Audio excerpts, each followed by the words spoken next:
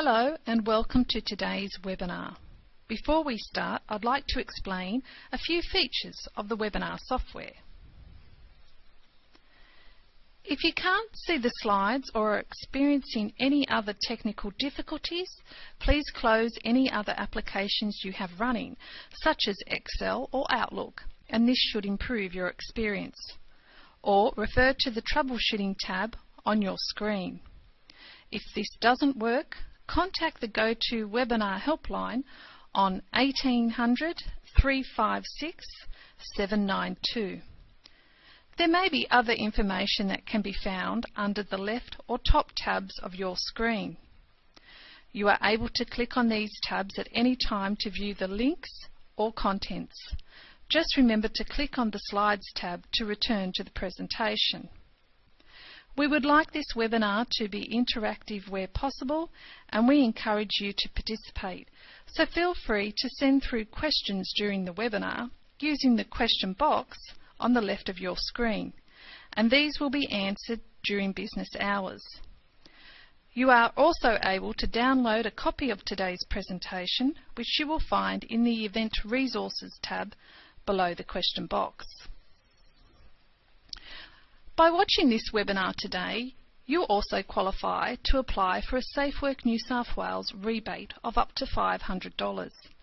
The rebate is for eligible small businesses who adopt a solution to a safety problem in their workplace. The rebates are provided after the purchase of your solution and doesn't include GST, freight and insurance. To be eligible, you must watch the whole webinar, answer the questions during the webinar and complete the survey at the end. This will provide you with a certificate of attendance sent to you via the email provided at registration, which you can then attach to your rebate application. You need to be a sole trader or a small business owner operating in New South Wales employing up to 50 full-time employees or equivalent, and have a workers' compensation policy where required. You can also qualify for a rebate by attending other eligible SafeWork New South Wales events, such as a safety workshop, program, event, and an advisory visit from a SafeWork New South Wales officer. After you have attended, you can then purchase an eligible safety solution for your workplace and apply for the rebate. You have up to 6 months after attending your event to apply. To find out what items are eligible and how to apply, refer to the Small Business Rebate link on the left of your screen. Or for more information, call 13 10 50 or email safetyrebate@nsw.gov.au. Now I'd like to hand you over to today's presenter, and I hope you enjoy the webinar. Hi everyone, my name is Narelle O'Brien. The Talking with Your Workers About Safety webinar is for business owners, also known as PCBUs, persons conducting a business or undertaking in the legislation. And the session is intended to help you meet your consultation obligations. We'd also like to welcome any workers listening to the webinar. The webinar will cover the basics of consultation, benefits of consultation, who is responsible for consultation, when and how to consult, the role of health and safety representatives known as HSRs, and training requirements. Talking to your workers about health and safety is a cornerstone of consultation. Consultation at work should be built into your normal business activities, a business as usual approach. The law requires you to provide your workers with relevant health and safety information and give them the opportunity to raise concerns about health and safety matters that affect them. It's a two-way conversation. It isn't telling your workers how things are going to be done. As you are obliged to let your workers know the outcomes of any decisions that will affect their health and safety, it makes good sense to involve them in the process. You do need to keep in mind that workers include all people who do work for the business or undertaking, not just employees. For example, if you have contractors, labour hire staff, volunteers and work experience students working under your direction, they are all considered your workers, just like your own employees. Just as you are required to consult with your workers, you are also required to consult with these workers as well on any issues that may affect their health and safety.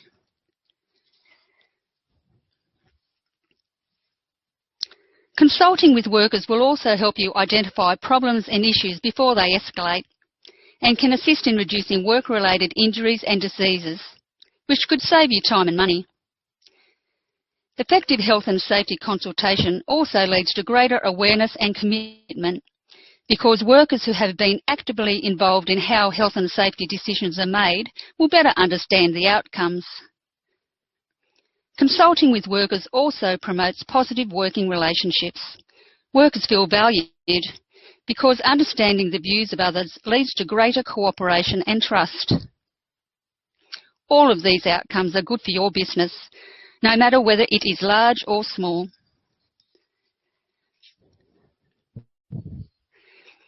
In situations where you share responsibility for health and safety with other business owners, there is a requirement to consult, cooperate and coordinate activities with other businesses. This will help address any gaps in managing health and safety risks that often occur when there is a lack of understanding of how the activities of each person may add to the hazards and risks to which others may be exposed to. People assume that someone else is taking care of the health and safety matter, or the person who takes action is not the best person to do so. They may not have an understanding of the hazards involved with the task. Workers are also duty holders, so the requirement to consult, cooperate and coordinate may extend to them. There are many situations where businesses share responsibility for work health and safety. Some examples are construction projects, labour hire, and co-tenanted offices whereby facilities are shared between organisations such as amenities and toilets. Even though the toilets have been provided, you would still need to ensure that the facilities are accessible, clean and in working order for your workers. Another example may be where goods are being delivered to a site.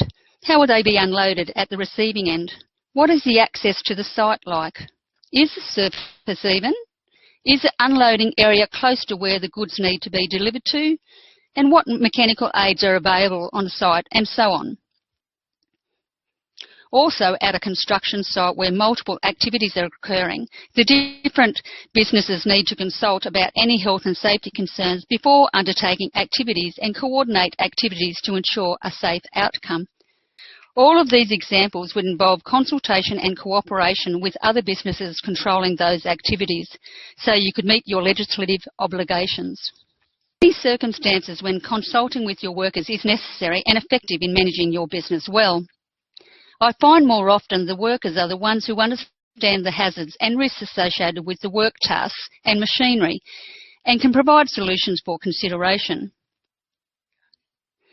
You must talk to your workers or their representatives when identifying hazards and assessing the risks such as hazardous manual tasks, noise, machinery and chemicals. In deciding how to eliminate or minimise those risks, you need to consult with the affected workers and other businesses involved.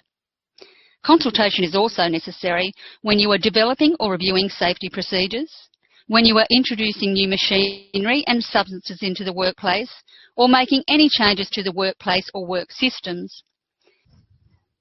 Examples of this are when you introduce a new piece of machinery or change a cleaning product, or if you are introducing or changing work processes, then you need to consult with workers who will be affected. It is better to consult earlier in the process as their input could save you time and money, as you would not want to implement new machinery, products or systems only to find that it has led to additional risks being introduced. Other circumstances when consultation is necessary is when making decisions about consultation arrangements and when making decisions about facilities for workers such as lunchrooms and toilets. Consultation with workers can be undertaken in various ways. It does not need to be a formal process and can be as simple as talking to them regularly and considering their views when making health and safety decisions. Consultation can also be undertaken through health and safety representatives and health and safety committees. However, the Work Health and Safety Act does not require the establishment of those consultation mechanisms unless, in relation to a health and safety representative, a request is made by a worker. In relation to a health and safety committee, if a health and safety representative requests it, or a request is made by 5 or more workers. You may establish any arrangements for consultation to suit your workers and workplace situations, including agreed consultation arrangements, as long as those arrangements are consistent with the requirements of the Work Health and Safety Act. One option for a means of consultation is the election of a health and safety representative, or HSR. HSRs are workers and represent a particular work group within a business. In some instances, multiple work groups can be formed for a business. There can be more than one HSR for a work group, and there can also be a deputy HSR who can stand in for the HSR on occasions when they are unavailable. The deputy HSR has the same functions and powers as the HSR when they are acting in that role, and they are also entitled to training. If a worker requests the appointment of a HSR, then the business must facilitate the determination of work groups. We'll talk about this more in a moment. The Act provides for the election of HSRs, their 3-year term of office, their powers and functions, and also the disqualification or removal of these representatives. The role and function of the HSR is to represent their work group on issues relating to the health and safety of their work group. They are expected to monitor work and health and safety measures, investigate complaints and inquire into any issues that may affect the health and safety of workers in their work group. Only HSRs who have completed the 5-day training course approved by Safe Work New South Wales can issue provisional improvement notice and direct the cessation of work. It should be noted, however, that all workers have the right to cease work in certain circumstances. Okay, now we are just going to launch our first poll.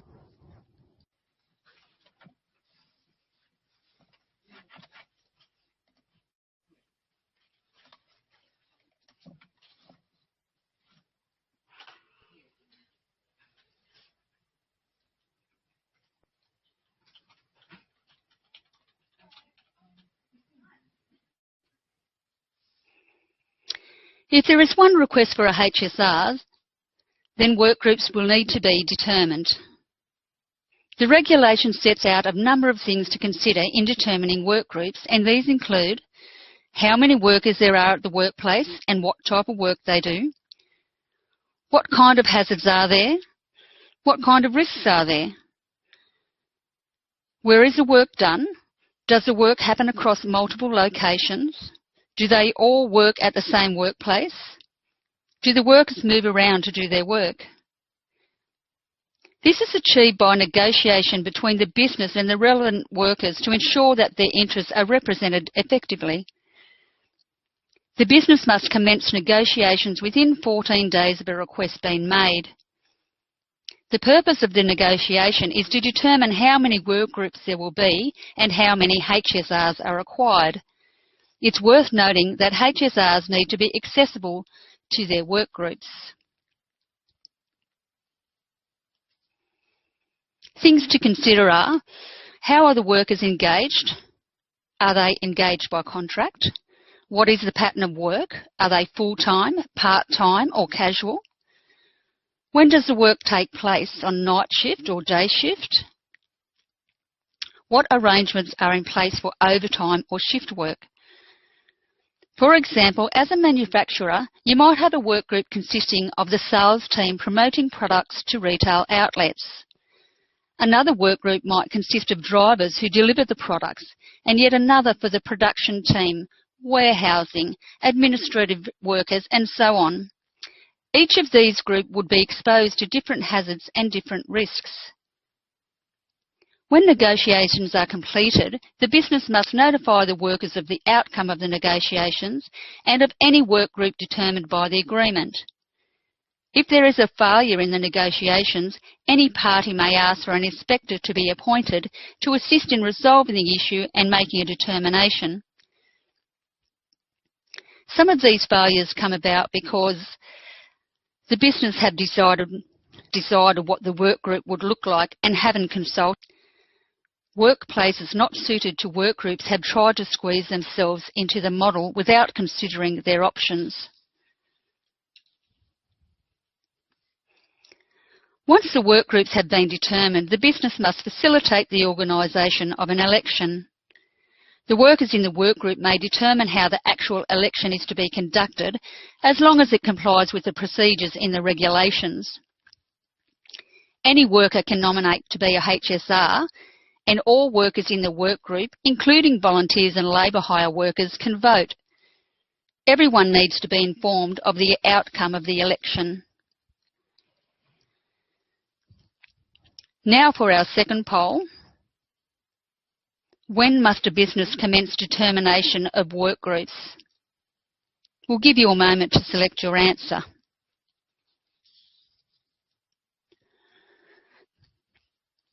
Health and safety committees are also an option for a consultation arrangement, but their role is more general, such as developing health and safety policy and procedures and supporting the work of the HSR, if there is one. Committee members don't require training. However, any training about work health and safety can be valuable for committee members, or any other worker for that matter, including supervisors and managers.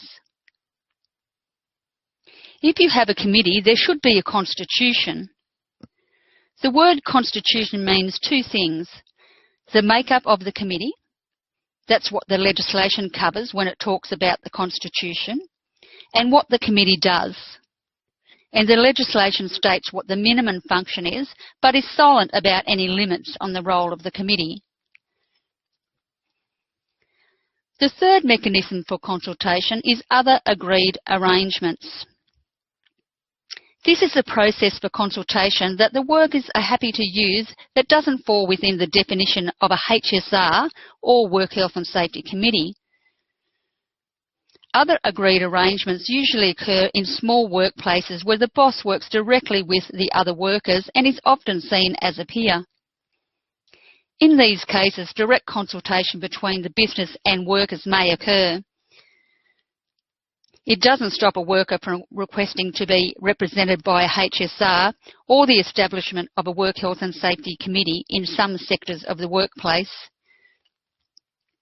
I have seen a number of different consultation mechanisms at different sites where safety issues are discussed, including the standard toolbox talks, pre-start meetings, coffee clinics, weekly morning teas, consultation via Facebook, and weekly Friday barbecues.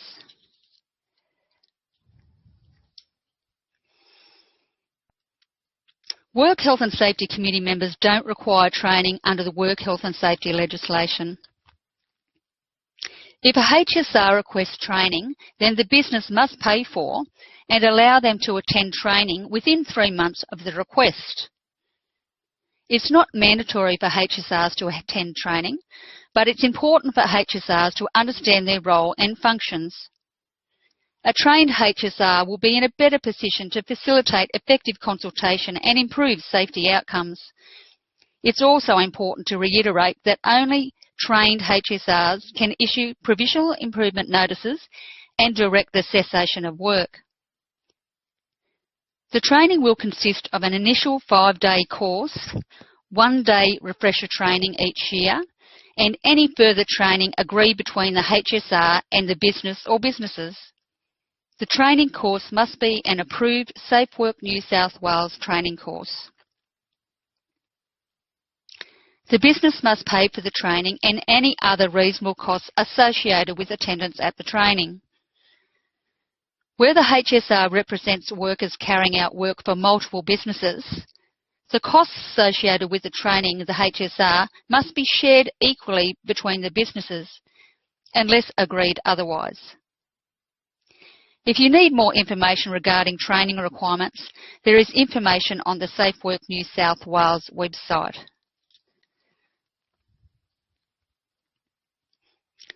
Consultation with workers and with other duty holders does not necessarily have to be documented. However, it is recommended that you keep records to demonstrate compliance with consultation requirements. Records of consultation may also assist the risk management process and make disputes less likely. For example, you may wish to document the constitution of your Work Health and Safety Committee so that all members are clear on their role and that of the committee. This assists incoming members as well. In terms of safety issues, you may wish to document outcomes which demonstrates the process followed to resolve the issue and consistency in messaging. This also assists historically in the event that a similar issue arises. The record should include any outcomes of discussions. The records can be brief and simple and cover who is involved, what the safety matter is, what decision has been made, who is to take action, what action and by when, and when the action has been completed.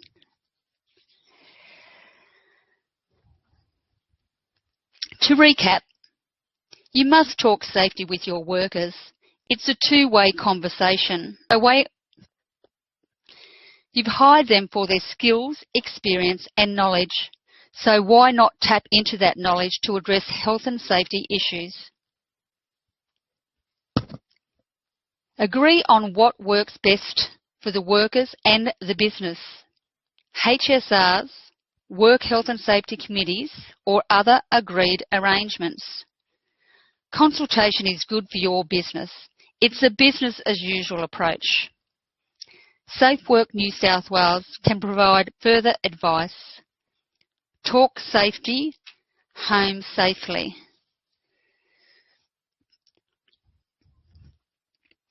There are two documents that will help you consult effectively with your workers.